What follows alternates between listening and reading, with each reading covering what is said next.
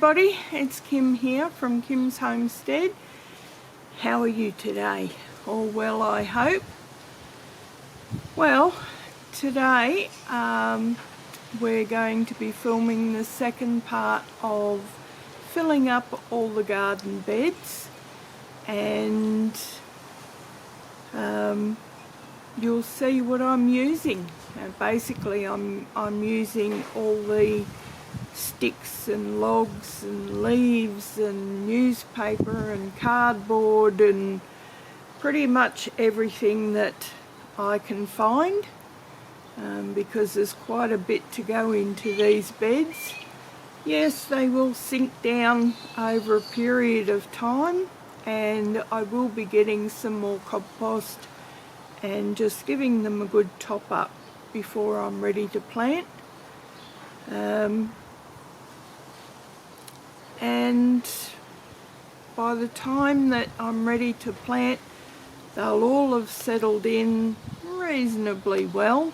They'll still of course have more settling to do, but they should be ready to go. Fortunately, it's taken a bit of time, which has allowed a lot of settling and the branches and so forth to die off. So I'm starting with dead sticks, nothing that's going to re-sprout or anything like that, and that will give the garden beds a lot of food for the coming year. They won't be as good as a 3 or 4 year old bed, of course, but they'll only get better with time. And of course that will give the microbes and the worms and all of that something to eat. Now I will probably go through and add some night crawler worms to these beds.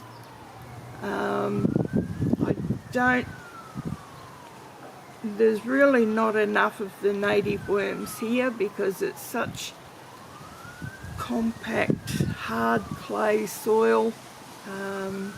It's really terrible stuff, and a lot of the native worms have just moved on elsewhere. So I will be adding some night crawlers to the beds. They're quite large worms, so if I feel like going fishing or something like that, I haven't got far to go to get a little tub of worms just to, just to drown a few worms in the river, because there's not much fish in there. But anyway, I do enjoy sitting by the river and doing a bit of fishing and hopefully catch a carp. So you never know, me luck, one day I might actually catch something besides carp. So let's have a look at filling up the garden beds.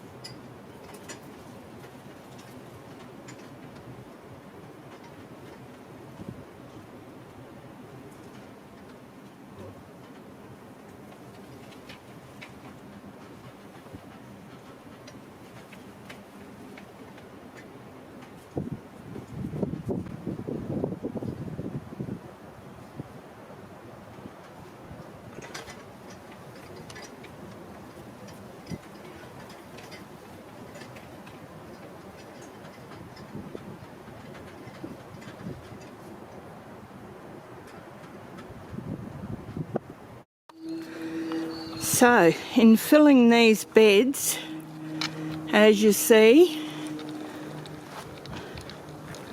I have filled them up with the trees and the bushes, and these become the basis of a Hugle culture bed. It's all squished down. Now, I can't unfortunately climb in there and stomp on them. Otherwise I'd never get out. I'd become part of the compost. So now what I'm going to do is work in 2 bags of horse manure, 1 bag if need be, but 2 if must, and then I'm going to put a layer of cardboard on the top of the horse poo, which will all encourage the worms and microbes and decomposing bugs like pill bugs and earwigs and all of those sort of things that decompose all this material, which will, as in turn of their feces and whatnot, become food for the plants. And these great big logs that you see here, they will actually, as they break down, they'll become like a big sponge, and they will retain a lot of moisture. So not only feeding my vegetables, but also keeping the ground moist, and therefore me having to water a lot less than necessary, and saving on water, which is always a good thing. So I've got 3.5 beds to do there. I've got 4 beds here that are half completed, and over there I've got my asparagus bed. Now down the bottom you can see wood shavings, which will be a good basis for my dragon fruit cactus, which is going in there. Plus I've got a couple of large pots that I've started as well, and so I've got a lot of work involved. I've already got the compost for the top of the beds, and that's just quite a good mixture of potting mix and organic compost. I've got a container full here. It's a fairly rich mix, so it's actually good. It's fairly well broken down. It's a beautiful mixture actually. So there's a couple of large chunks in there, but you tend to find that with compost. There's one. So look how it breaks down. Beautiful black soil. So that'll be really, really nice for the vegetables. And it's cold enough. It's not hot at all. So therefore it's not going to burn the roots of my young seedlings. So let's start filling the beds.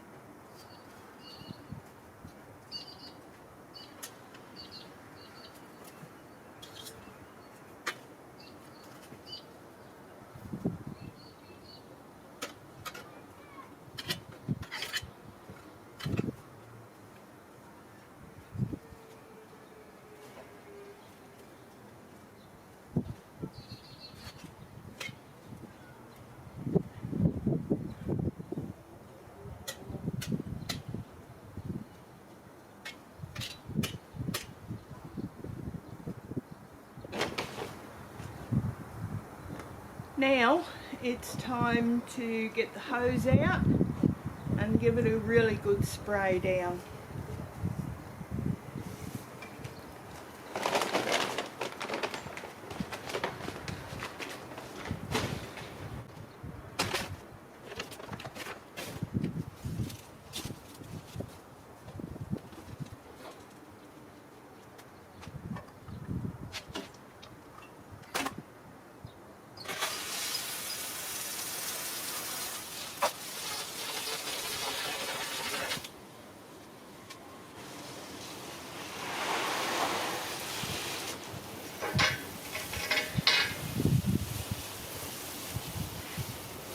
Give it a thorough wetting down, get it all nice and moist, and let it start composting and start cooking down.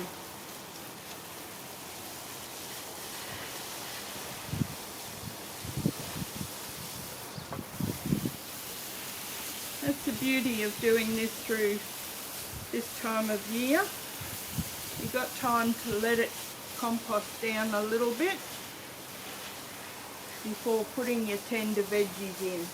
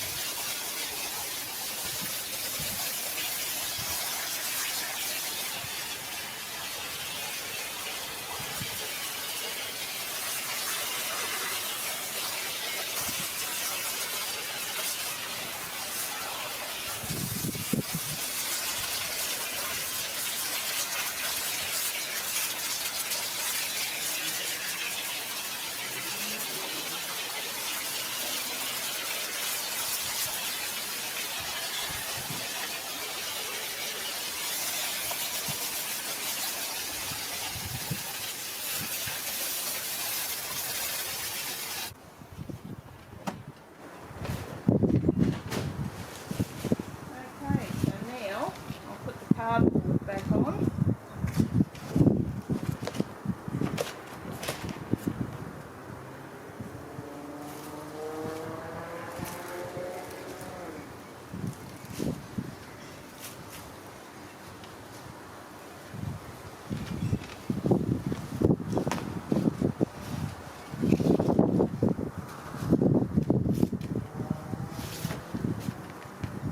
And I'll just water it down too.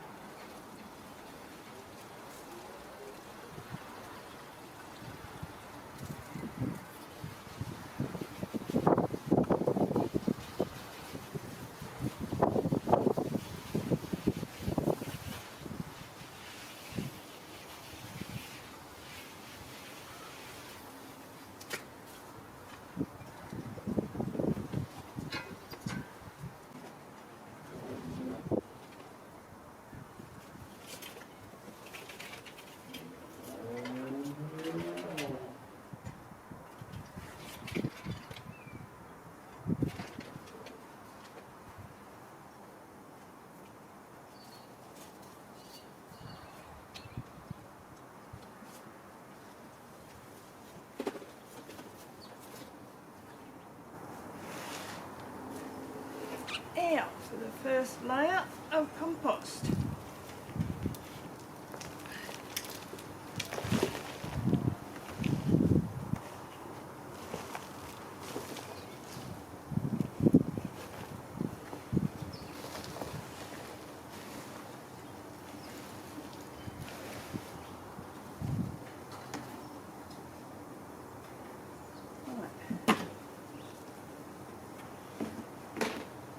one.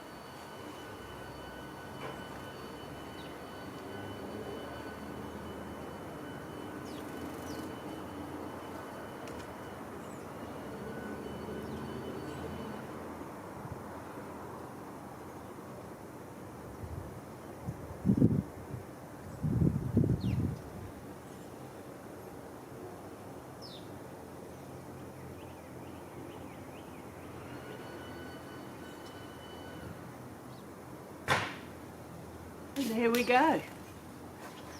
Before I'm finished today, I'll give this another good water in, and then I'll leave it for probably a week or so. Just check the temperature on it to make sure it's not cooking too much, and I'll see what I've got to plant in it.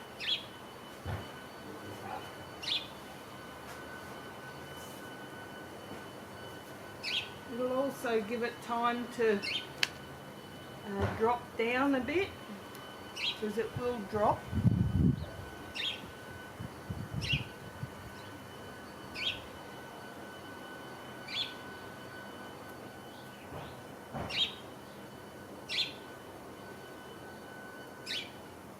And that way, if I need to top it up at all, I've still got plenty of time before it's time to start planting the tomatoes. So now I'll just start on the other beds. Same thing.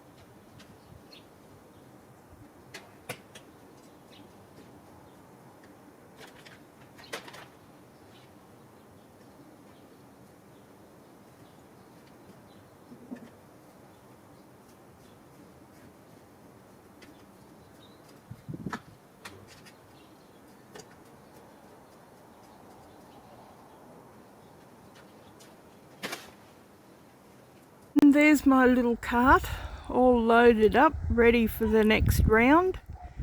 Hopefully the very last one, and all the beds except for the wicking beds will be filled. Whew, it's been a hell of a job.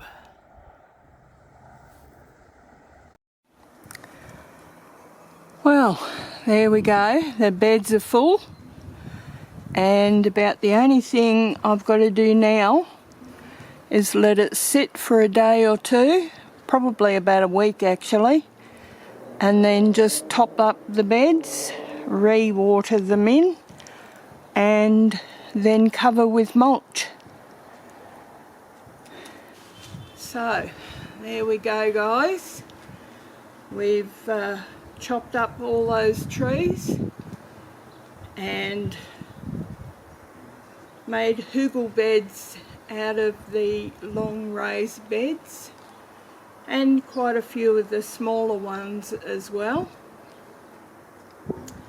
Now I've still got some more horse manure to get so that I can finish. There's the big square bed where the cactus is going, and two of the long beds, which is where I'm going to be putting capsicums, and a few of the large pots that I've got. So I need at least half a dozen more bags of horse manure, and then I've got to start on the wicking beds.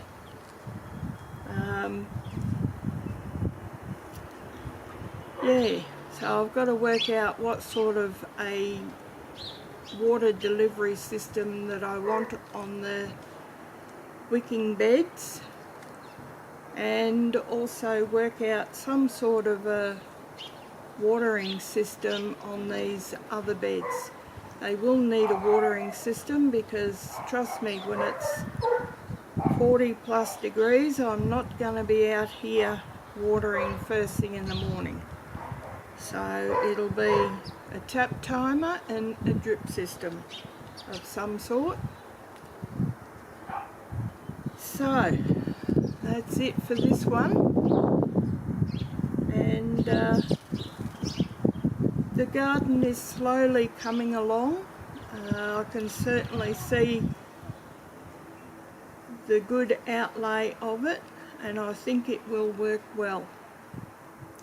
Once I've got the garden up and running, then I will be concentrating on top dressing this disaster of a lawn.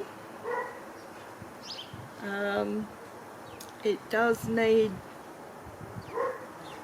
it needs something. What I plan on doing is just going through and raking all the thatch out of the bed, out of the lawn,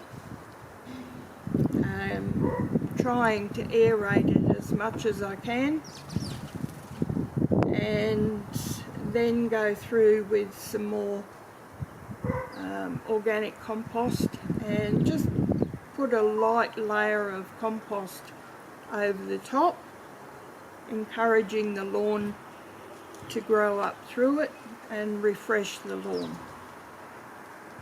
And hopefully get rid of some of the beetles that are in there, because the lawn is so it hasn't been looked after very well. It hasn't been fertilised or anything like that. The lawn beetles have gotten into it. So, but I've got quite a few mudlarks that come around, and they've been cleaning them up quite well, which is good. There's also a lot of crickets, so they've been cleaning a number of them up too. I wish they'd do the lot of them. But anyway, plus there's a lot of sparrows and other normal birds. I think I feed half the neighbourhood just in the lawn. Well, anyway, that's it for me this time, guys. I hope you enjoyed this video, and if you did, please give me a big thumbs up. It encourages me to do some more. And if you're new to this channel, think about subscribing. I have a mixture of gardening and cooking videos, preserving, all sorts of things. I'm sure there's something there to suit nearly everybody. Well, I'm pooped. I'm going in for a little drink or two, probably only one, and to start some tea. So I'll catch you again soon, guys. Bye for now.